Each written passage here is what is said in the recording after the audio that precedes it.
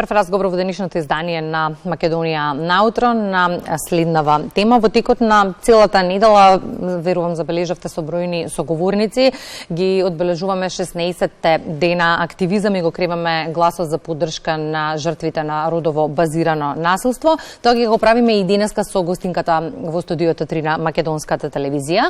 Имено пријавувањето на насилникот е само првиот чекор на жртвата. Единствениот начин како да останат подалеку од насилникот е поддршка и нивно реинтегрирање во општеството.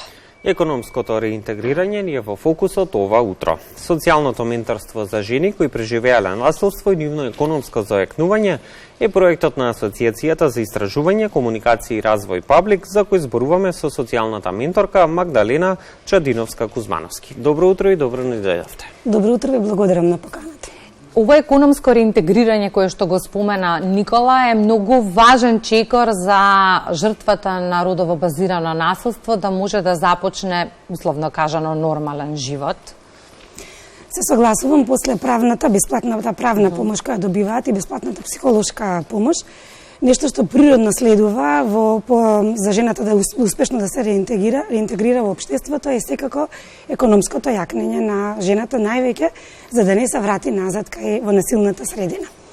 Навистина е една важна карика и ние веќе цела година работиме со програмата Социјално менторство за работна интеграција и некако се покажа дека и од самиот почеток, онака како што мислевме, дека овие жени се повеќе приближувајќи се кон, да речем, системот онаков како што сите го живееме, се надевавме на самиот почеток дека навистина ќе успееме ни една од овие жени да не се врати повторно кај насилникот откако е економски зајакната. Социјалното менторство е услуга која што во моментов ја добиваат 15 жени жртви на семејно насилство и велите носи резултати. Какви конкретно? На еден резултат на кој што сме највеќе горди, тоа е дека ниедна од овие 15 жени не се врати назад во насилната средина. Тоа само по себе навистина е огромен успех, меѓутоа ако треба да зборуваме за фактите, тогаш би кажала дека од 15 жени 13 се вработија. Сите навистина ја променија сликата за себе си, затоа што претходно, ако секојдневно трпеле најчесто психолошко насилство, секако дека и физичко не е исклучено, било дека тие не може да се снајдат ни до продавница да отидат, сега веќе живеат еден нов живот, охрабрени, на отворен пазар на труд и морам да кажам дека многу од нив напреднаа со тоа што имаме жени кои се запишаа на факултет, имаме жени кои навистина променија сликата за себе си и добија напредување на работното место во кое што се вработени. И што точно подразбира социјалното менторство? Кои се алки се вклучени во работата со жените и поддршка во нивна реинтеграција во општествените процеси? Знаете како од самиот почеток почнуваме првично се почнува со една проценка. Дали жената е спремна да излезе на отворен пазар на труд, доколку е, веднаш со алатките со кои што ние ги имаме, правиме индивидуален план, тоа ни е едно од најважните алатки, и во него точно пишуваме и прецизираме заедно со жената кои ни се чекорите кои следуваат. Ги навистина гледаме да ги развиеме потенцијалите кај секоја жена, да ги искористиме максимално и само така искористени потенцијали таа навистина може да напредува во животот генерално. Добиваат обука, според она што им било некогаш на некој од нив хоби, не знаејќи дека можат со таа обука или со тоа хоби што го имаат понатаму да генерираат приход, што им е многу важен на почетокот. Кога тоа ќе се случи во втората фаза, односно вработување на жената, не вработуваме по отворено работно место, туку само кога навистина сметаме дека работното место одговара на жената, меѓутоа дека и жената одговара на тоа работно место. Значи имаме искрен пристап и кон бизнисот, може да се супер условите за жената, меѓутоа доколку сметаме дека она не може да одговори на работните задачи, не ја вработуваме на тоа работно место, односно чекаме да дојде и тој процес, односно да зајакне доволно за да одговара таму. Потоа професионален ментор кој работи на самото работно место каде што ќе влезе жената, работи на незин раст внатре во компанијата. И мислам дека вака поддржана жена со навистина холистички и темелен пристап нема како да промашиме нешто. Напуштањето на насилникот од страна на жртвата, верувам дека не е нималку лесен процес. Кои се оние најголеми стравови со кои што се соочува жртвата по овој процес и колку треба да се биде внимателен во работата со нив? можам да кажам, ако секаде во светот е тешко да биде жртва на семејно насилство и да го напуштиш насилната средина, овдека во овие простори е 10 пати потешко, затоа што на почетокот таа морам да кажам дека нема придружувачка средина. Со текот на годините и со она насилство кое било во континуитет, се случува многу често и тоа ми го споделуваат жените. Магдалена, кога сакав да се јавам кај некоја пријателка или кај некој роднина за да ме поддржи, видов дека јас немам всушност никаде да се обратам. Значи, со текот на времето ја изгубиле онаа поддржувачка средина и тоа е уште еден чекор на вистина кој ги враќа назад да останат во насилната средина. Тоа што ги плаши е дали ќе се снајдат надвор. Знаете, секојдневно некој да ви вели дека вие не можете сама, дека вие не знаете да работите со буџет, да го распределите домашниот буџет, на вистина може да ви ја промени сликата за себе си. Потоа, како се поддржани од системот, знаете, ќе кажам дека кај нас постојат закони, постојат услуги, постојат мерки, меѓутоа, за разлика од развиените земји, тие само постојат. Колку и како функционираат, тоа треба сериозно да се провери. Многу долго се чека за образовен и детски додаток. При тоа, жената оди од едно до друго место да извади потребна документација, многу често и децата ги носи со неса. Потоа долго се чека за да го одобри, тоа при тоа дала веќе вложила од телот тие пари кои биле можеби и последни. Значи сметам дека тука сериозно треба да се многу посериозен треба да биде пристапот од страна на центрите. Потоа уписот во градинка и во училиште, барем во првите 6 месеци да биде бесплатен, за да може жената да нема трошоци околу децата, оние најосновните, затоа што сите овие работи ја враќаат дефинитивно назад. Ако биде соодветно поддржана, ниједна жена не би се вратила назад во насилна средина. И што значи, Магдалена, да се биде социјален ментор? Какви обврски и одговорности носите? Верувам дека не е едноставно да се влезе во приказната прво од аспект на одговорност, а потоа и од емотивен аспект, знаејќи со какви животни приказни на жени се среќавате постојано. Се согласувам, не е се едно да ги слушате прво тие работи, затоа што се вистини. И на вистина можат малку да ви изместат, да ви го изместат и секојдневието, меѓутоа во рамки на програмата имаме супервизиски сесии, ние добиваме психолошка поддршка, затоа што без разлика што сите од нас сме социјални работници или психолози, сепак ни треба за да направиме некои професионални граници, меѓутоа и онаа професионална емпатија да знаеме како да ја ставиме во служба. Не е лесно, меѓутоа е многу благодарна професија. Јас уживам во мојата работа затоа што кога ќе видам од која точка сме почнале со една жена и целото она патување до каде сме стигнале, навистина ме прави среќна. Имаме многу предизвици затоа што ние често сме мета на насилниците затоа што тие не сакаат она да има поддршка околу нив, меѓутоа засега немало сериозни проблеми. Да, и засега успешно се носите со предизвиците, впрочем, кои што ви ги носи работата. Колку како општество сме сите ние отворени во однос на поддршката на жените жртви на семејно насилство и тука пред се мислиме на граѓаните, на образовниот систем, односно поддршката токму на децата на жените жртви па до работодавците и толеранциите на жените жртви на семејно насилство. Ако треба да направам споредба со годините наназад, можам да кажам дека еве и сите овие јавни појавувања и прашања кои медиумите често го отвараат, носи резултати затоа што се менуваат работите, меѓутоа сепак сме далеку од она посакувана слика. Не мислам прво дека во училиштата се зборува доволно на оваа тема, затоа што ако ги гледате бројките колку деца пак пријавиле дека дома се случува насилство, бројките се поразителни. Кога би тие би знаеле дека ова треба да се и да препознаат насилство, што значи и насилство, и да знаат каде треба да го пријават и дека тоа е многу доверлива информација, тогаш мислам дека ќе има и многу почесто пријави. Смислам дека како општество се уште дел од нас сметаат дека ќотекот е едноставно женска судбина и дека ние тоа треба така да го прифатиме, да. Многу често некои од жените сметаат дека тоа е всушност единствениот начин како се изразува љубов, или сосема спротивно на она што треба да е вистина. Така да мислам дека се уште ни треба многу работа, меѓутоа дека почнавме од некаде и дека нешто се размрдува на теренот, ќе се согласам. Кои жени се похрабри да пријават? Оние кои што имаат дечиња или оние кои што се сами? Знаете како, не знам статистички како е, меѓутоа мислам дека... Од вашето искуство со жените со кои работите? Јас со сите што работам, сите имаат деца и тоа всушност било...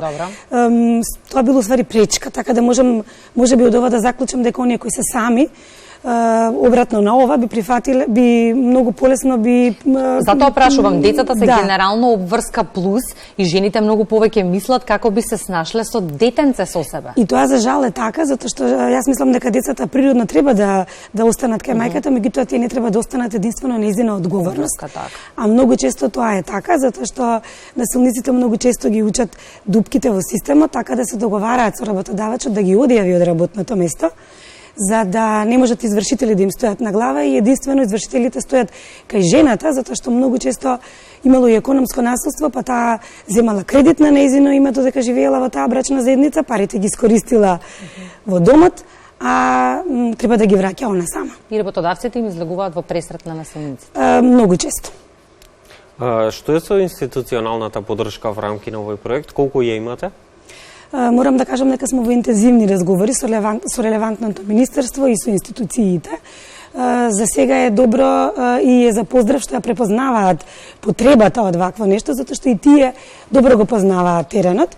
И социјалното менторство влезе во програмата за реинтеграција на жени кои преживеале насилство. Се надевам дека ќе најдеме решение и ова да биде долгорочно во служба на жените. Споменавте институционалната поддршка. Таа е неопходна, меѓу другото, за жените повеќе да се охрабруваат, да пријавуваат, да говорат гласно и да се борат за себе. Живееме во општество, кажавте и вие, во кое што многу често, за жал, жртвата се срами, а не насилникот, и тоа треба да се менува, но ќе се менува само ако имаат поддршка жртвите. Оно што ме интересира од вашето работно искуство, расте ли бројот на жени кои што се охрабруваат да го кренат гласот за себе? Да. Пак ќе кажам, ако споредиме со годините наназад, секако дека расте бројот и тоа ме радува, им се промени сликата, тоа е многу интересно и за поздрав, зашто ако на почетокот не пријавуваа насилство заради срамот и заради децата, сега пријавуваат насилство токму заради децата, за да не бидат тие идни насилници или некој што ќе прифати полесно насилство. Тука има еден момент во кој што мислам дека и децата треба да, и со децата треба да се работи, затоа што тие не се само сведоци на насилството, туку тие се и директни жртви.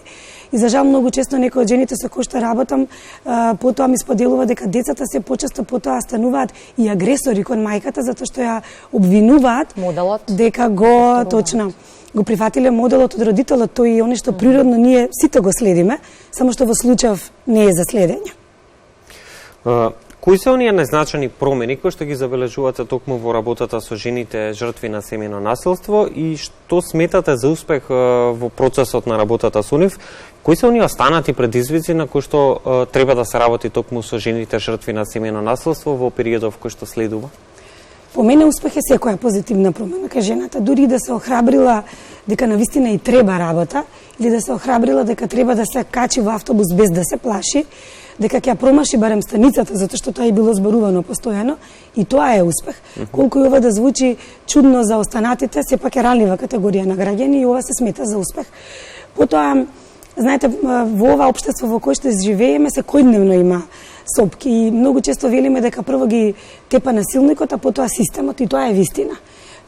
Мислам дека треба да се променат малку сериозноста со која што се, значи не само во овие 16 дена на активизам, да бидеме сите активни, затоа што се крева свести вака, меѓутоа се крева свести 365 дена во годината. Јас скоро бев ваша гостинка надвор од овие 16 дена на активизам, што ми израдува многу, затоа што тие се тие иницијативи кои треба да ги следиме, за да зборуваме погласно. Така ќе се охрабруваат повеќе жените, предизвици имаат многу често се проблеми, затоа што немаат решенија, а многу поретко се предизвици, зашто под предизвик се подразбира дека имаш ти решенија со кои што ќе пробаш да го решиш проблемот. И не можеме да не прашам секогаш за жал, кога станува збор за родово базирано насилство, акцентот се става на жените, бидејќи статистиката оди во прилог на жените, поголем е нивниот број за жал. Меѓутоа, прочитав неодамна една статистика, национална статистика за жртви на семејно насилство, од кој што да речеме, ако во една година имало 1000 пријави, 200 и нешто биле мажи. Сега сакам да прашам во контекст на ова, ги има ли мажите во приказната? Во ова сега во социјалното менторство ние не работиме со мажи, што не е исклучено, меѓутоа навистина обично секогаш сите програми, а и генерално државата се залага за оние работи за кои што навистина има статистиката обично ви зборува и теренот. Јас ги охрабрувам и мажите, зашто сигурна сум дека можеби на физичко насилство не толку, меѓутоа на економско и на психолошко сигурна сум дека ги има и треба да го пријават тоа и тука повторно општеството е она што ги можеби запира во намерата затоа што нели тука е постои една машко его како да пријави насилство. Јас ги охрабрувам затоа што многу често жените кои се насилници ги користат децата за да манипулираат со татковците, значи повторно се децата жртва. Во име на тоа ги охрабрувам и мажите секако дека треба да пријават и тие насилства. Покрај актуелниот проект кој што се реализира и надвор од овие 16 дена активизам, актуелна и кампањата која што ја реализирате во моментов и која што ќе се заокружи со издавање на нов број на списанието Лице в лице, посветен токму на родовата рамноправност, конкретно на економското заекнување на жените кои што преживеале насилство.